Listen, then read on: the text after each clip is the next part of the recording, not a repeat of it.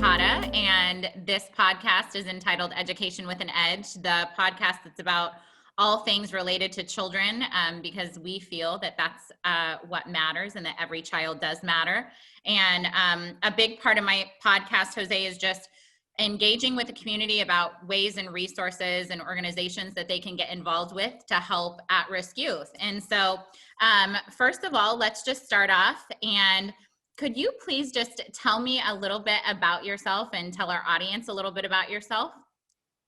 Sure. Well, my name is Jose Zapata. I'm currently the parent trainer for Boys Town out of South Omaha. I was born in Mexico, but I came to the United States since I was about the age of 2, somewhere around there. And I grew up in Texas, so I'm a Texas boy, and I grew up there, lived there, was educated there. And I've been in Omaha for 5 years. So I moved from Texas to here, and my staff family in Mexico still have most of my immediate family is still in Texas, including my 11-year-old daughter and my adult stepdaughter. So, yeah. Wonderful. Well, we're so very grateful that you're in Nebraska, and I love Texas as well. So that's nice that you can go and visit your family. And I also have a huge heart for Mexico. So my aunt's actually there right now. I'm a little bit jealous. So I think they're having a little bit better weather than us. But our weather's been beautiful so far. But I just have a feeling it's going to get a little tricky here. So. Yeah. Can you tell us a little bit about your career path and what led you to Boys Town and the position that you're in currently, please? Sure. So I wasn't one of those kids that when you asked them, hey, what do you want to be when you grow up? And they had an answer for you. That was never me. I had no idea. Honestly, I don't remember if anyone ever asked me. So that's kind of sad that no one asked. I don't know. But once I graduated high school, I didn't really still have an idea of what I wanted to do. So I went to college, a community college, and got my associate's degree and thought, oh, after 2 years of college, maybe I'll have an idea. Got my basics out of the way. 2 years later, my associate still had no idea what I really wanted to do, but I started working, and I always had a heart for helping people. That was always something about me that I just loved helping other people, and especially kids. Just had a heart for kids. So that led me to be interested in becoming a substitute teacher. Like, oh, let me try this out. It's working with kids. And so I ended up liking it, and that's what led me to study to be a teacher. So then I became a teacher after that. And I taught for about 4.5 years. And believe me, as a fellow educator, I understand how tough it is to do that job. So I have a heart for teachers as well, because I know how difficult it is. I burned out twice, honestly. It was so tough, the expectations and, not being appreciated. I totally remember that, and I burned out once, and I had to take a year off, and I was like, all right, I'm going to rejuvenate, let's do it again. Went back, and it got me again. So couldn't do it anymore. But that was what kind of led me to Boys Town. Because in the town that I was in, there wasn't, I still, wanted to work with kids, because that's just where my heart is. So in the town where I was at, there wasn't many opportunities to work with kids other than volunteering. So I like to eat, so I needed to work. So Boys Town came in, just through some things in life. I happened to meet people that work here, and so they kind of talked to me about it, because I never heard of it. In Texas, I didn't know what Boys Town was. And yeah, I just loved the mission. I thought, wow, that's pretty cool. And I was ready for a change in scenery, and yeah, it's very green here, so I enjoyed that coming from the desert. Absolutely. And I think that's so important. And thank you for saying that about teachers that are, the educational burnout rate is so high. And so that's so awesome that you were able to dedicate yourself to the profession, but also find something where you could still help at-risk youth like you're doing at Boys Town. But that you do acknowledge, the workload, because that's on a lot of levels. Teachers go above and beyond. So thank you, teachers everywhere. For sure. And you included. You're an educator too, so that is awesome. So thank you. And I can't imagine having to do this during a pandemic. So no, they are amazing. we have definitely, and as you at Boys Town and the world, it's like you come up with different innovative and creative ways to do things every day. And I don't know, it's great because I learn something every day, but it's also, when technology is not working or something, it can be quite interesting. It's never a dull moment for sure. So I agree 100%. oh my goodness. So wonderful Rahina was on the podcast with me, and she mentioned that Boys Town has partnered with other agencies in the community, which is phenomenal. And one of those agencies is the Croc Center. And so, first of all, could you just tell us a little bit about common sense parenting for our audience members? And then, what that entails at the Croc Center and what you guys are offering, because I know that our listeners would want to know, and there's some great resources for parents. Yeah, sure. So Common Sense Parenting is a program that Boys Town offers for parents who would like to learn how to manage their kids' behaviors at home, especially nowadays that we know there's a lot of those behaviors going on because of just the situation that we all find ourselves in. And yes, we have so they are again they're classes where we offer strategies, ideas, suggestions, skills, parenting skills that our participants will learn and practice in the class. That way they get more comfortable with kind of speaking a new language because it's just some terminology that maybe they're not used to using or methods that they're not used to using. So we practice those, we role play those in class to get them familiar with it, but then also get them comfortable with it because it can be a little intimidating to like, oh, now I gotta go do this with my son. Like, this is weird, it's awkward. So we try to get that awkwardness out of their system because they practice it with me because I am the instructor in the class. So I guess gets them feeling more comfortable to try it at home with their kids. And we have partnered with the Croc Center, so we haven't, obviously because of the pandemic right now, we are unfortunately unable to offer any classes in person because the class would normally be in person where we could get everyone together and we all just participate in a classroom setting and learn together and grow together.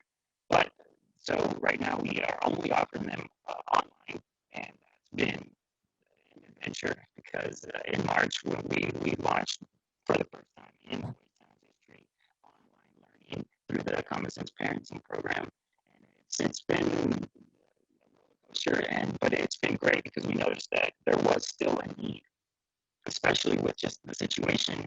There was a even greater need, I think, is what we found that we can't offer this in person, so let's pivot, let's adjust. Like how do we continue to offer this to our parents who really really need it and are asking for it, and we were able to do that through this, and it's been nice. So through the Croc Center, eventually, when we can all meet face to face, we will start offering classes there at the Croc Center. But for now, they are very gracious enough to send us referrals. So parents who are interested in the class, they'll send us their information or have them contact us so we can get them in the class. And we have some participants from the Croc Center join the classes and participate. So I've reached out to other agencies, other professionals working with families in the community, and they also have helped us refer and get our classes filled. So what I encourage those professionals to do, I invite them to take the class. Like,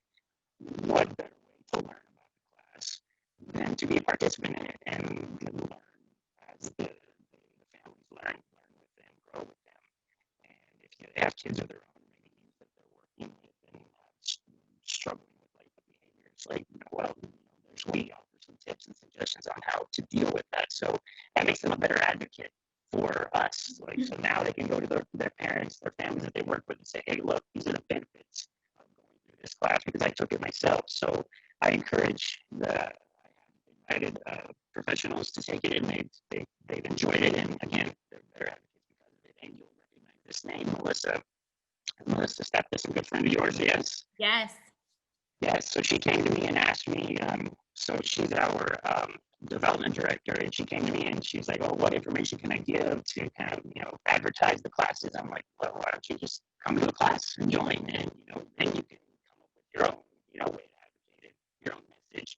And so so she was able, and she, I can say she had perfect attendance, and she was a great student. So that was great. Oh, that's awesome. I was actually, if you weren't going to mention her, I was actually going to say I have a really good friend that she completely, believes that program helped her in just even with her beautiful stepdaughter and things like that. And so I think that it's awesome that, if you are in a blended family, or if you are a foster parent, or if you are, a mentor or something, I think that, it's wonderful that it's all inclusive, and that it's not, just for biological parents dealing with situations in their homes, because we know that there are different types of families. And definitely, as you mentioned, in this type of a global crisis that we're in, very, very valuable information that needs to be shared with the masses. So that's definitely something that I will make a point on my website and things like that. If you're a parent at Omaha Public Schools, or if you are a step parent, or if you're someone dealing with behaviors that, sometimes we just don't know how to step back from the situation. And it's great to have someone like you that offers practical advice on how to deal with that, to come together as a family. So thank you. That's awesome. So, with the common sense parenting classes and this pandemic, many parents are struggling like very severely. So what are some of the ways that you feel, and you can just list a couple, because I know that there's several, but what are some, just off the top of your head, how do you think that this could help someone? Like, let's say that we have a child that's, really fighting depression during this pandemic because they haven't been able to go see their friends. Maybe they've missed big events like proms and things like that. What's some and I know, there's so many, it's so all encompassing, but what's just some practical advice that the common sense parenting can offer them? Kids who might be struggling with depression because of the pandemic, right? Yes. Well, I think being present and just really trying to just pay attention. You're like, okay, what? So, like, if you notice like a change, and are they more irritable than usual?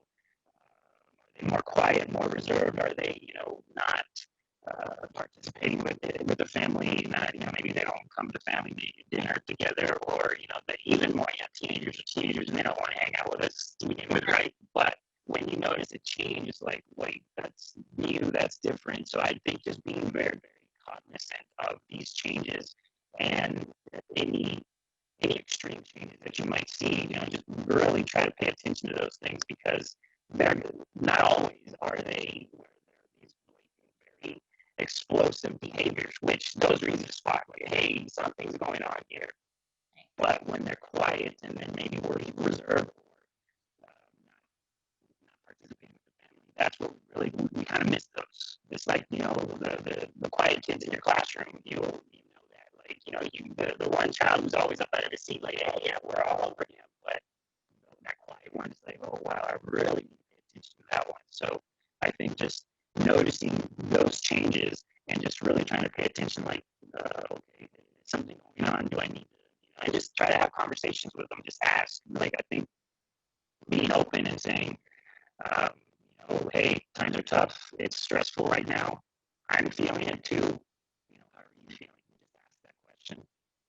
Absolutely. I love that, because I think oftentimes, they just want to know that someone's there and that someone cares or is noticing. And I love the fact that you made the point about oftentimes the quiet kids or the more reserved kids, we think, oh, they're fine. And they kind of do tend to be at risk for falling through the cracks, to be quite honest, and might be dealing with the stress or the fear of what's going on in a different way that's maybe negative, but we don't know. We don't know about it. So that's an excellent point. So a lot of our viewers are going to want to know how parents go about signing up for the CSP classes. So how can we do that? How can they get a hold of you and sign up for these virtual meetings? Great question. So we do have a website where they can log on and go directly to our site that it'll give you a list of upcoming classes, which at this point we are finished for the year. But in January, I'm working on a schedule to get those scheduled. So when that's done, it will be up on the website where they can just look at a time and a day that works for them. And the classes are 6 weeks. So online, they're about an hour long class, and we provide the books to the materials for the parents, for the participants. And again, so it'd be one night a week, or depending on the time of day, because I was teaching evening classes for those who work during the day, but there were some that were asking for morning classes. So because of the pandemic, I was able to offer that to the participants. So depending on your schedule, just choose a date and a time that works for you. And again, they are 6 weeks classes, so 1 hour or so a week. And after that, you've graduated. You earn a certificate of completion. And the website that you can go to, boystown.org /south dash Omaha. And that's where they can get the information as to how to sign up. But then also our phone number is on there where they can give us a call at 402-734-0155. And that's our South Omaha office. So even on the website, they can leave their information, and then we can contact them about upcoming classes if they're looking for more information. Wonderful. And I'll make sure to put that on our website and also on the link at the bottom so that people can get a hold and can get signed up. So that's phenomenal. What would you say is the most impactful thing that has come out of working for Boys Town for you? So try to think of like a parent or an event that you're extremely proud of. I've been with Boys Town for 5 years. So the 5 years I've been in Omaha, I've been with Boys Town. It's been an amazing journey. The job that I got when I first got here was an assistant family teacher, which I was working with the kids who live on campus. So we worked to get those kids back home, okay, to have them be successful at Boys Town so they can transition back home. Then I started working within home family services to help those kids who were on probation and get them out of the system and prevent them from going to Boys Town. A lot of people think Boys Town, they take your kids from your home. And no, we're actually trying to keep them home. We want them to stay home because we believe that that's the best place for kids. So I did that, but then I started working with non-assistance families, which means these families were looking for help. They were voluntarily asking, hey, I need help with my kids' behaviors. So I started working with that. So I just kept going further back into prevention, keeping them in the home. And now I find myself as the parent trainer trying to help parents, like, hey, how do we deal with these behaviors and these situations that are arising? So I have many stories, but the one that really sticks out at this point with this position is it's beautiful to hear these stories of change that the families are seeing and feeling as we go through this 6 week journey, because it is a journey. It's first realizing, like, okay, maybe I do need a little help with something. So let's see what this is about. Let's take this common sense parenting class, CSP. And then it's just it's awesome to see them realize, like, and be able to admit, like, yeah, maybe sometimes I do raise my voice and maybe I should change that. So this one in particular, this one mother, she was able to share with us that she was fighting a lot with her daughter, a teenage daughter, and just every interaction just seemed to be very negative.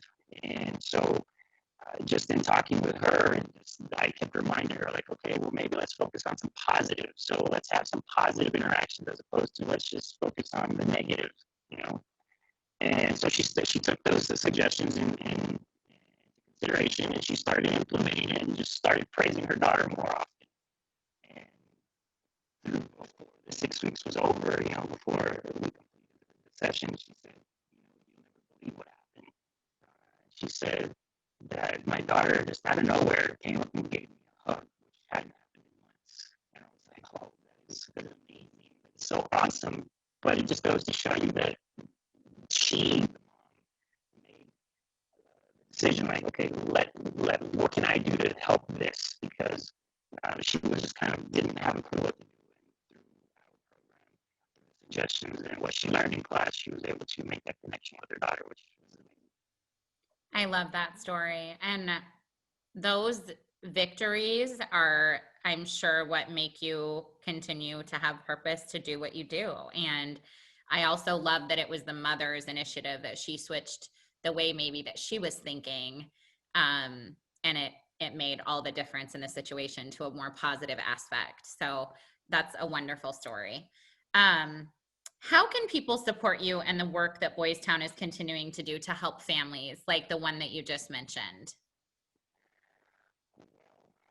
They can possibly volunteer at the Croc Center, when that's possible, by being safe, of course, with the whole pandemic thing. They can go to our website and donate. If you go to that website that I gave you, the South Omaha website, and you click on events, it'll take you to a page with 2 links for 2 articles. And I'll do a selfless plug that one of those articles is about me. Love it. So you can click on either one. You don't have to click on mine, but it's a good one. So you can read my article, and once you click on one of those 2 links, that'll take you to another site where you'll see this big green button that says "Donate Now." Okay. If you're interested in donating, definitely that's where they can do that and access that, and that'll help us to continue to offer these classes completely free to our participants in the community.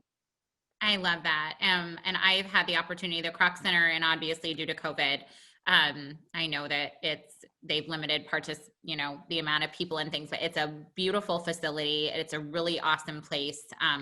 We've done our Minnesota humanities trainings and things there. And so it's such a wonderful building for our community. And it's awesome that they're offering that. And it's awesome that you guys are able to use that space and that you're offering these resources, especially during this time.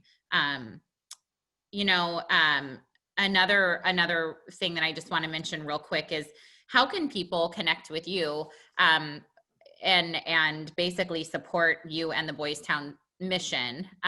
You mentioned that they can go to the website and donate, and then they can volunteer, but is there a way that they can reach out to you via email if they want to help out, if they want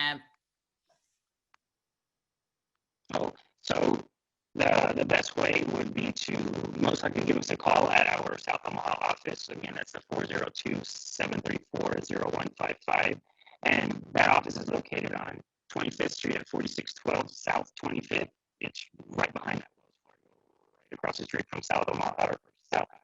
So that's our office, but unfortunately you can't come see us now because it's closed. We're all working from home. But one day when we are able to go back to the office, yes, please come by, say hi to us there. And again, give us a call if they're interested in helping out in any way. And again, our website gives you information on upcoming classes, the latest news, techniques, suggestions for parents. So a lot of great information out there. And we also have a Facebook page that you're welcome to like and join. It's the Facebook Boys Town South Omaha. So there's a Boys Town, Nebraska, where there's also a Boys Town South Omaha. So that's our little. Yes. So. Awesome. Well, we will be sure to put that on the link with the podcast. And then once again, just thank you so very much. I know that there are some members that are listening that are going to want to volunteer or donate their time or donate their resources to help what you guys are doing in South Omaha, because it's absolutely phenomenal. You're changing lives and you're changing families every single day. And we know that that's what changes the heart of a community. And we're so very grateful that you made the far and beyond leap from Texas to Nebraska, because you're just a diamond in the rough. And I know that Boys Town is very, very blessed to have you. So thank you, Jose, for being with us here today. And once again, this is Jaquel Lane with Education with an Edge, the podcast dedicated to children, because every child matters. And that's what we're about. Thank you so much for your time today. And we look forward to seeing you next time.